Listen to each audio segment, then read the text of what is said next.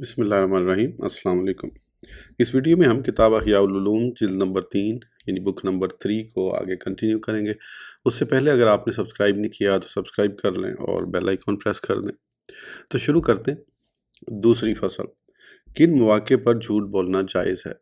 جان لیجئے، جھوٹ فی نفسہ حرام نہیں ہے، بلکہ اس وجہ سے ہے کہ اس میں مخاطب یا کسی دوسرے کو ضرر پہنچتا ہے، کیونکہ جھوٹ کا کم سے کم درجہ یہ ہے کہ جسے جھوٹی خبر دی گئی ہے وہ خلاف حقیقت کا یقین کر لیتا ہے، یوں وہ حقیقت سے بے خبر ہو جاتا ہے اور کبھی اس بے خبری کے سبب دوسرے کو نقصان بھی پہنچ جاتا ہے، مگر عموماً ایسا نہیں ہوتا۔ کبھی بے خبری میں منفعت اور مصلحت بھی ہوتی ہے، اور جھوٹ بولنے کے سبب اس چیز سے بے خبری رہتی ہے تو منفعت اور مصلحت کے پیش نظر اسی صورت میں جھوٹ بولنے کی اجازت ہے، اور بعض اوقات جھوٹ بولنا واجب ہو جاتا ہے۔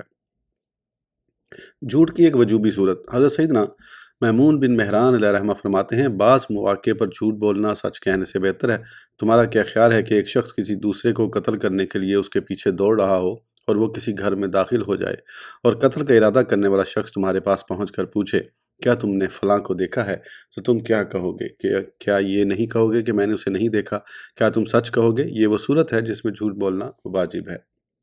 جھوٹ کب مباح ہوتا ہے اور کب واجب؟ ہم کہتے ہیں کہ کلام مقاصد تک پہنچنے کا وسیلہ ہوتا ہے، تو ہر اچھا مقصود جس تک پہنچنا سچ اور جھوٹ دونوں کے ذریعے ممکن ہو اس میں جھوٹ بولنا حرام ہے، اور اگر اس تک پہنچنا سچ کی بجائے صرف جھوٹ کے ذریعے ممکن ہو تو اگر اس مقصد کو حاصل کرنا مباح ہو تو اس میں جھوٹ بولنا مباح ہے۔ اگر مقصود واجب ہو تو جھوٹ واجب ہوگا، جیسے مسلمان کے خون کی حفاظت واجب ہے۔ چنانچہ جب سچ بولنے میں ظالم سے روپوش کسی مسلمان کا خون بہتا ہو تو اس میں جھوٹ بولنا واجب ہے، اور جب جنگی مقاصد دو ناراض ہونے والوں کے مابین صلح، مظلوم کے دل کو خوش کرنا بغیر جھوٹ کے حاصل نہ ہوتا ہو تو جھوٹ بولنا مباح ہے، لیکن جس حد تک ممکن ہو جھوٹ سے بچنا چاہیے، کیونکہ جب وہ اپنے اوپر جھوٹ کا دروازہ کھولے گا تو اس بات کا خوف ہے کہ وہ بلا ضرورت جھوٹ بولے اور حد ضرورت پر اکتفا نہ کرے، تو اصل کے اعتبار سے جھوٹ حرام ہے، البتہ ضرورت کی وجہ سے جائز ہے۔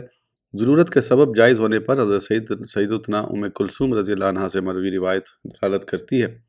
حضرت سیدنا ام کلثوم رضی اللہ عنہ بیان کرتی ہیں کہ میں نے حضور نبی کریم صلی اللہ تعالیٰ علیہ وآلہ وسلم کو 3 مواقع کے علاوہ کبھی جھوٹ کی اجازت دیتے ہوئے نہیں سنا۔ نمبر 1 لوگوں کے درمیان صلح کرانے کے مواقع پر، نمبر 2 جنگ کے موقع پر، اور نمبر 3 آدمی کا اپنی زوجہ سے اور زوجہ کا اپنے خامن سے کوئی بات کہنے کے موقع پر۔ آپ رضی اللہ تعالیٰ عنہ ہی بیان کرتی ہیں کہ سرکار مدینہ صلی اللہ تعالیٰ علیہ وسلم کا فرمان ہے، وہ شخص جھوٹا نہیں ہے جو 2 آدمیوں کے درمیان صلح کرانے کے لیے بھلی بات کہے یا بھلائی کی بات پہنچائے۔ حضرت سیدتنا اسماء بنت یزید رضی اللہ تعالیٰ عنہ بیان کرتی ہیں کہ اللہ عز و جل کے محبوب صلی اللہ تعالیٰ علیہ وسلم نے ارشاد فرمایا، آدمی کا ہر جھوٹ لکھا جاتا ہے لیکن اس شخص کا جھوٹ نہیں لکھا جاتا جو 2 مسلمانوں کے درمیان صلح کرانے کے لیے جھوٹ بولے۔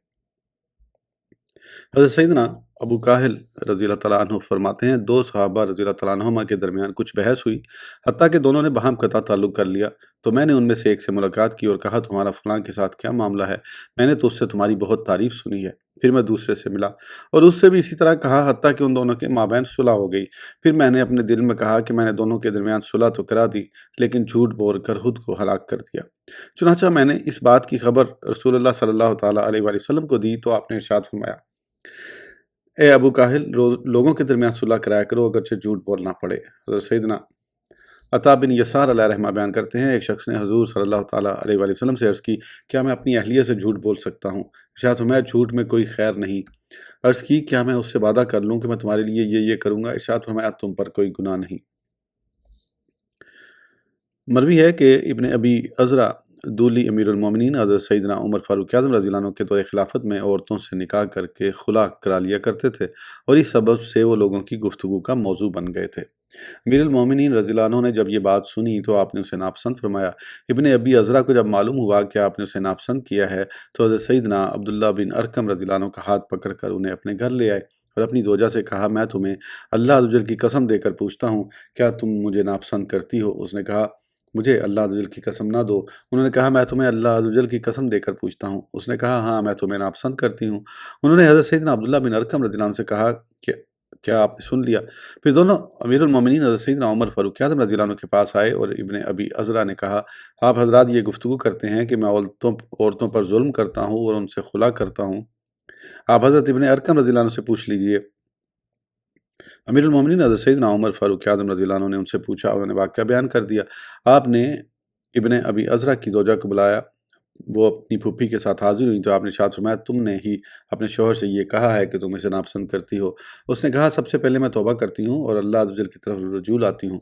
उन्होंने मुझे अल्लाह अज़्ज़ व जल की कसम देकर पूछा था, लिहाजा मैं झूठ ना बोल सकी। ए अमीरुल मोमिनीन रज़ी अल्लाह अन्हु, क्या मैं ऐसी हालत में झूठ बोल लेती? फरमाया, हाँ, झूठ बोल लेती। अगर तुम में से कोई भी हम मर्दों में से किसी को नापसंद करती हो, तो उससे ये ना कहे कि मैं तुझे नापसंद करती हूँ, क्योंकि कम ही ऐसे घर होते हैं जो मोहब्बत पर कायम होते हैं, मगर लोग इस्लाम और ख़ानदानी सिलसिले के सबब मिलजुल कर रहते हैं। 3 झूठ के अलावा हर झूठ लिखा जाता है। हज़रत सैयदना नवास बिन समान कलाबी रज़ी अल्लाह अन्हु बयान करते हैं कि हुज़ूर सल्लल्लाहु ताला अलैहि वसल्लम ने इरशाद फरमाया, क्या वजह है कि मैं तुम्हें झूठ पर इस तरह गिरते देखता हूँ जिस तरह परवाने आग यानी रोशनी में गिरते हैं? आदमी का हर झूठ यकीनी तौर पर लिखा जाता है, सिवाय ये कि आदमी जंग में झूठ बोले, क्योंकि जंग में फ़रेब ही होता है, या 2 शख्सों के दरमियान बुग़्ज़ व अदावत हो और वो उनके दरमियान सुलह कराए, या अपनी ज़ौजा को खुश करने के लिए कोई बात कहे। हज़रत सैयदना सौबान रज़ी अल्लाह अन्हु बयान कर फरमाते हैं, हर झूठ में गुनाह है, अलबत्ता जिससे किसी मुसलमान को नफ़ा पहुँचे या किसी मुसलमान से कोई ज़रर दूर हो, उसमें गुनाह नहीं। अमीरुल मोमिनीन हज़रत सैयदना अली मुर्तज़ा शेर खुदा करमल्लाह वजह फरमाते हैं, जब मैं तुमसे हज़ूर नबी रहमत सल्लल्लाहु ताला अलैहि वसल्लम की कोई हदीस बयान करूं, तो खुदा की कसम अगर मुझे आसमान से गिरा दिया जाए तो ये मुझे आप पर झूठ बांधने से ज़्यादा महबूब है। मगर जंग के मौके पर दुश्मन को धोखा देने के लिए तुमसे खिलाफ हकीकत बात कह दूं, तो ये झूठ नहीं है, क्योंकि जंग धोखाधड़ी का नाम है। सही मकसद के लिए झूठ बोलना जायज़ है। ये 3 मौक़े ऐसे हैं जिनमें झूठ बोलने की सरी इजाज़त मौजूद है, और इन 3 मौक़े की तरह कुछ और भी मौक़े हैं जहाँ झूठ बोलने की रुख़्सत है, जबकि उनसे अपना या किसी दूसरे का सही मकसूद मुतल्लिक़ हो। अपने मकसद की मिसाल ये है कि उसे कोई ज़ालिम पकड़ ले और माल का पूछे, तो उसके लिए जायज़ है कि वो माल के अपने पास होने का इनकार कर दे, या बादशाह पकड़ ले और उससे बेहयाई के मुतल्लिक़ पूछे जिसका वो मुर्तकिब हुआ है, और वो बेहयाई ऐसी है जो उसके और अल्लाह अज़्ज़ व जल के दरमियान है, तो उसके लिए जायज़ है कि उसका इनकार कर दे और कह दे कि ना मैंने ज़िना किया है और ना शराब पी है। बेहयाई का इज़हार भी बेहयाई है। हुज़ूर सल्लल्लाहु ताला अलैहि वसल्लम ने इरशाद फरमाया, जो शख्स ज़िना जैसी फ़हश बुराइयों में से किसी का मुर्तकिब हो, तो उसे चाहिए कि अल्लाह अज़्ज़ व जल के पर्दे में छुप जाए। उसकी वजह यह है कि बेहयाई का इज़हार भी बेहयाई है, तो आदमी के लिए जायज़ है कि वो ज़ुबान के ज़रिए अपनी जान, अपने माल, जिसे ज़ुल्मन लिया जा रहा है, और इज़्ज़त की हिफाज़त करे, अगरचे उसे झूठ बोलना पड़े। दूसरे की खातिर झूठ बोलने की रुख़्सतें। जहाँ तक दूसरे की इज़्ज़त का ताल्लुक़ है, तो उसकी सूरत ये है कि उससे उसके मुसलमान भाई के राज़ के बारे में पूछा जाए, तो उसके लिए जायज़ है कि वो उसके मालूम होने से इनकार कर दे, और ये भी जायज़ है कि झूठ बोलकर 2 शख्सों और अपनी बीवियों के दरमियान सुलह करा दे। इस तरह के हर एक के सामने ये ज़ाहिर करे कि वो उसे सबसे ज़्यादा पसंद करता है। अगर उसकी बीवी किसी ऐसे वादे के बगैर उसकी बात ना माने जिस पर वो कादिर नहीं, तो उसके दिल को खुश करने के लिए फ़िलहाल वादा कर ले, या वो किसी शख्स से माज़रत करे जिसके बारे में ये जानता हो कि वो कोताही का इकरार करते हुए और थोड़ी मोहब्बत के इज़हार से राज़ी नहीं होगा, तो ऐसी सूरत में झूठ बोलकर कोताही के इनकार और ज़्यादा मोहब्बत के इज़हार में हर्ज नहीं।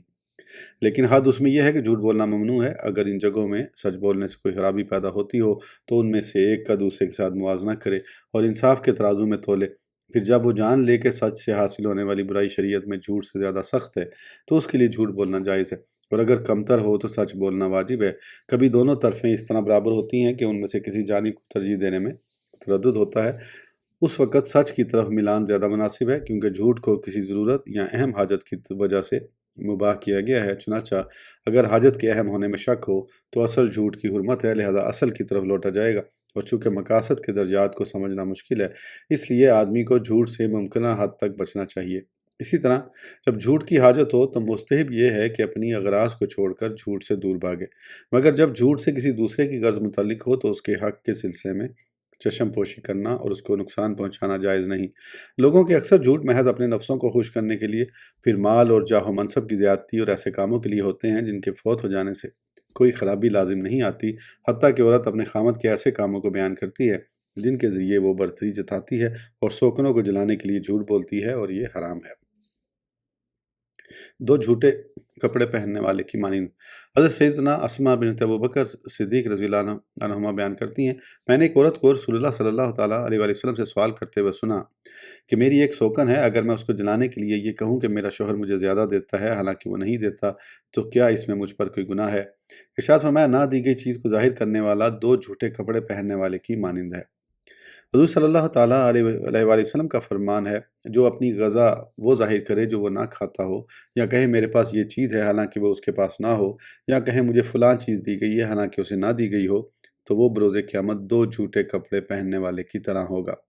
اس میں مفتی کا وہ فتویٰ بھی داخل ہے جو اس نے بلا تحقیق بیان کیا ہو، اور وہ روایت حدیث بھی اس میں داخل ہے جسے کسی نے تحقیق کیے بغیر بیان کیا ہو، جبکہ فتویٰ اور روایت حدیث سے غرض اپنی فضیلت کا اظہار ہو، جس کی وجہ سے وہ لا ادری یعنی میں نہیں جانتا نہ کہے تو یہ حرام ہے۔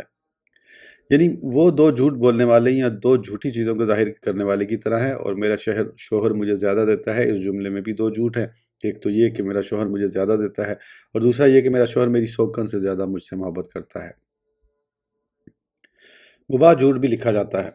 بچوں کا حکم بھی عورتوں کی طرح ہے، کیونکہ بچہ اس وقت تک مکتب جانے کے لیے آمادہ نہیں ہوتا جب تک اسے جھوٹا وعدہ نہ کیا جائے یا اسے جھوٹی دھمکی نہ دی جائے یا جھوٹ موٹ ڈرایا نہ جائے، تو ایسا جھوٹ مباح ہے۔ البتہ ہماری روایت کردہ حدیث سے یہ بات ثابت ہوتی ہے کہ ہر جھوٹ لکھا جاتا ہے، اور جھوٹ کبھی مباح بھی ہوتا ہے تو اس پر اس سے حساب لیا جائے گا، اور جھوٹ بولنے کا مقصد اس سے دریافت کیا جائے گا۔ اگر مقصد صحیح ہوا تو پھر اسے معاف کر دیا جائے گا، کیونکہ جھوٹ کو محض اصلاح یعنی درستی کے ارادے سے مباح کیا گیا ہے۔ لیکن چونکہ اس میں دھوکہ بہت ہوتا ہے، اس لیے بعض اوقات اس کا باعث خود کو خوش کرنا اور وہ غرض ہوتی ہے جس کی اسے حاجت نہیں ہوتی، اور ظاہری طور پر وہ اصلاح کا بہانہ کرتا ہے، تو اسی وجہ سے اس کا جھوٹ لکھا جاتا ہے۔ جو شخص جھوٹ بولنا چاہتا ہے اسے اس بات کو جاننے کے لیے مشقت میں پڑنا پڑتا ہے کہ جس مقصد کو حاصل کرنے کے لیے وہ جھوٹ بولنا چاہتا ہے، کیا وہ شریعت میں سچ سے زیادہ اہم ہے یا نہیں، اور یہ بہت پیچیدہ معاملہ ہے۔ احتیاط اسی میں ہے کہ جھوٹ کو چھوڑ دیا جائے، سوائے یہ کہ جھوٹ بولنا واجب ہو جائے کہ اسے چھوڑنا جائز نہ ہو، جیسا کہ سچ بولنے سے مسلمان بھائی کا خون بہتا ہو یا اسے گناہ کبیرہ کا ارتکاب ہوتا ہو، جو گردن سے دین کا پٹا اترنے کا سبب بنتا ہو، خواہ کیسے بھی ہو۔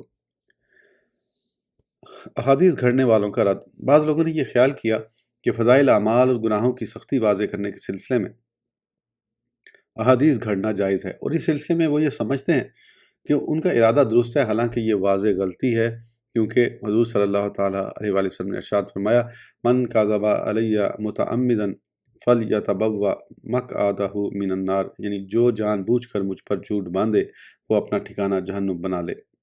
جھوٹ کا ارتکاب ضرورت کی بنا پر کیا جاتا ہے، اور احادیث گھڑنے میں کوئی ضرورت نہیں، کیونکہ سچ کے ہوتے ہوئے جھوٹ کی طرف مجبور ہونے کی ضرورت باقی نہیں رہتی، اور جس قدر آیات و احادیث موجود ہیں ان کے ہوتے ہوئے کسی غیر کی محتاجی نہیں ہے، اور کہنے والے کا یہ کہنا کہ یہ احادیث بار بار سنی جا چکی ہیں ان کا اثر باقی نہیں رہا، اور جو نئی بات ہوتی ہے اس کا قدر زیادہ ہوتا ہے، تو یہ بیہودہ خیال ہے، کیونکہ یہ بات ان اغراض میں سے نہیں ہے جو رسول اللہ صلی اللہ تعالیٰ علیہ وآلہ وسلم اور اللہ عز و جل پر جھوٹ باندھنے کی خرابی کے برابر ہو سکے، اور اگر اس کا دروازہ کھول دیا جائے تو یہ ایسے امور کا سبب بن جائے گا جو شریعت کو بگاڑ کر رکھ دیں گے، لہذا اس کا خیر اس کے شر کے برابر اصلاً نہیں، اور رسول خدا صلی اللہ تعالیٰ علیہ وآلہ وسلم پر جھوٹ باندھنا تو ان کبیرہ ترین گناہوں میں سے ہے جس کے برابر کوئی چیز نہیں۔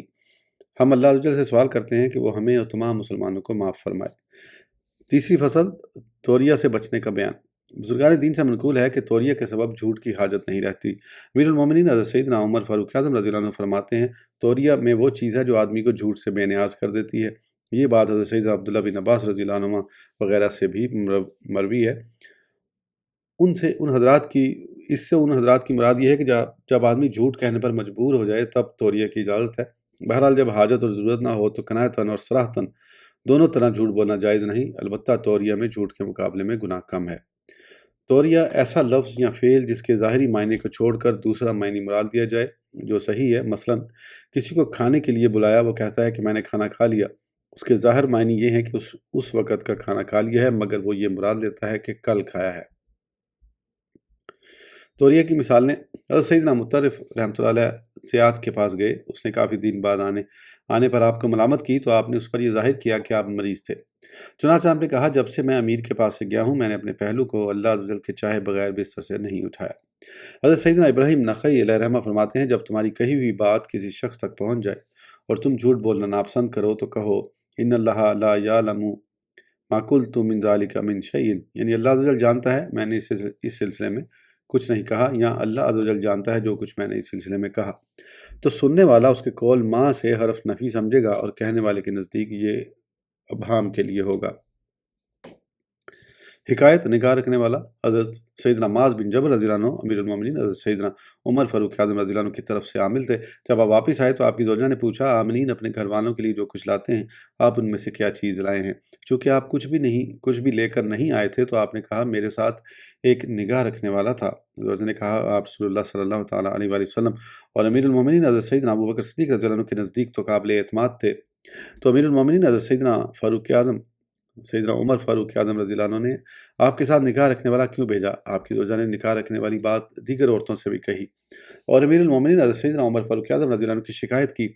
जब अमीरुल मोमिनीन रज़ी अल्लाह तआला तक ये बात पहुँची तो आपने हज़रत सैयदना मुआज़ बिन जबल रज़ी अल्लाह अन्हु को बुलाकर पूछा, क्या मैंने आपके साथ कोई निकाह रखने वाला भेजा था? हज़रत सैयदना मुआज़ बिन जबल रज़ी अल्लाह अन्हु ने अर्ज़ की, सिवाय उसके मैंने कोई ऐसी बात नहीं पाई जिसके ज़रिए मैं उसके सामने उज़र बयान करता। अमीरुल मोमिनीन रज़ी अल्लाह अन्हु मुस्कुरा दिए और हज़रत सैयदना मुआज़ बिन जबल रज़ी अल्लाह अन्हु को कुछ देकर फरमाया, इसके ज़रिए उसे राज़ी करो।